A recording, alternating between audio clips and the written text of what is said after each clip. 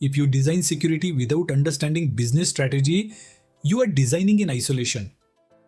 You might deploy advanced controls, you might improve compliance scores, you might reduce vulnerabilities, but if your architecture does not align with how the organization generates revenue, manages risk, and competes in the market, you will always struggle for executive support. Security architecture must not begin with tools. It must begin with business intent. You must ask, what are the organization's strategic objectives? Where is growth expected? What digital transformation initiatives are underway? What regulatory pressures exist? What is the board's risk appetite? When you align security to these drivers, security stops being a defensive function and becomes a strategic enabler. This is the mindset shift that defines a mature enterprise security architect. Before you design identity models, logging standards, or segmentation strategies, you must understand the organization's direction. For example, if the business strategy includes rapid cloud expansion, your architecture must prioritize secure cloud landing zones, identity federation, DevSecOps integration, scalable monitoring. If the business is entering new geographic markets, your architecture must consider data residency laws, cross-border data controls, regulatory reporting requirements. If the organization is focused on operational resilience, your architecture must emphasize high availability design, incident detection speed, disaster recovery strategy, ransomware resilience. Security architecture is not static, it must evolve alongside business ambition. If you design controls disconnected from strategy, they will either block innovation or become irrelevant. Your responsibility is to align protection with progress. One of your most critical responsibilities is translating business risk into architecture. Executives speak in terms of revenue loss, regulatory penalties, brand damage, operational disruption, competitive disadvantage. Architects speak in terms of identity governance, segmentation, logging and detection, encryption, access control models. Your role is to bridge these languages. For example, if the board is concerned about ransomware disrupting operations, your architectural response may include privileged access control, network segmentation, immutable backups, endpoint detection integration, centralized logging. If regulatory exposure is a key concern, your architecture may emphasize data classification frameworks, encryption standards, audit trail consistency, compliance-aligned control mapping. The key is this: you are not deploying controls randomly. You are implementing architectural capabilities that reduce specific business risks. Every major architectural decision should answer one question: what risk does this reduce? And how does that protect business objectives? Security decisions always involve trade-offs. You must balance cost, resilience, compliance, operational efficiency, business agility. If you design overly complex controls, cost increases and agility slows. If you under-design controls, resilience weakens and risk increases. Business-driven architecture requires optimization, not maximization. For example, implementing identity-based access with conditional access policies may increase initial investment. But if it reduces account compromise risk across the entire enterprise, the long-term risk reduction justifies the cost. Similarly, consolidating logging into a centralized SIEM may seem expensive initially, but the improved visibility, faster detection, and audit simplification provide measurable value. You must learn to think in terms of total risk reduction per investment dollar. Resilience is not about eliminating all risk. It is about ensuring the organization can continue operating under stress. Compliance is not about passing audits.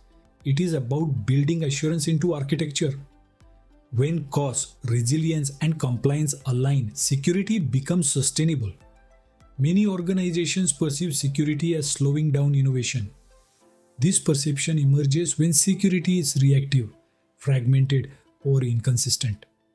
When security architecture is clear and standardized, it accelerates progress. For example, if your enterprise defines secure cloud patterns, developers can deploy faster because guardrails are predefined.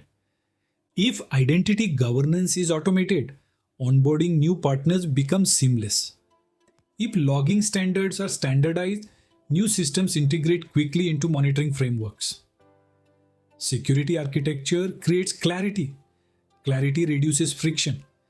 Reduced friction increases business speed. Consider digital transformation initiatives. If security is embedded in the architecture from the beginning, projects move forward confidently. If security is added at the end, projects stall, budgets expand, and frustration grows. Your goal is to embed security into the fabric of enterprise design so deeply that it becomes invisible but powerful. That is what true enablement looks like. Modern organizations compete digitally. Customer trust is now a differentiator. Data protection influences brand reputation. Resilience impacts investor confidence. If you design strong security architecture, you reduce the likelihood of public breaches. You enhance stakeholder trust. You demonstrate regulatory maturity. You strengthen digital credibility. Security architecture supports competitive positioning. For example, organizations operating in regulated sectors such as finance or energy must demonstrate operational resilience and compliance capability. A mature security architecture enables faster audits, clearer reporting, and stronger assurance. That becomes a strategic advantage. Security maturity is not just defensive, it is reputational capital. As an architect, you are shaping that capital. Your technical depth does not matter if you cannot communicate strategically. Executives do not want firewall rule explanations, encryption algorithm details, log retention configurations. They want clarity on risk reduction, business continuity, financial exposure, regulatory standing, strategic alignment. When you present architecture, you must translate technical initiatives into business outcomes. Instead of saying, we are implementing identity governance, say, this initiative reduces unauthorized access risk and strengthens regulatory compliance posture, protecting sensitive customer data. Instead of saying, we are deploying a SIEM, say, this improves our detection speed and reduces operational downtime during cyber incidents. Executives respond to impact, not configuration. Your presentation must be structured, measurable, and outcome focused. Business-driven architecture requires measurable outcomes. You must track risk reduction metrics, control coverage, maturity progression, incident response time, compliance readiness. If you cannot measure progress, executives cannot justify continued investment. For example, if identity risk is a concern, track percentage of privileged accounts governed, multi-factor authentication coverage, identity lifecycle automation rates. If resilience is the priority, measure mean time to detect incidents, mean time to respond, backup recovery testing frequency. Metrics connect architecture to performance. Performance connects architecture to strategy. Enterprise security architecture should be roadmap driven. You must define current maturity level, target maturity state, transition milestones, budget phases, capability rollout timelines. For example, year 1 may focus on identity foundation, year 2 may focus on logging centralization, year 3 may focus on automation and advanced detection. Each phase should correspond to strategic business priorities. When the business expands into cloud-native services, your roadmap must already include secure DevSecOps enablement. Architecture that anticipates strategy creates confidence. Architecture that reacts to strategy creates stress.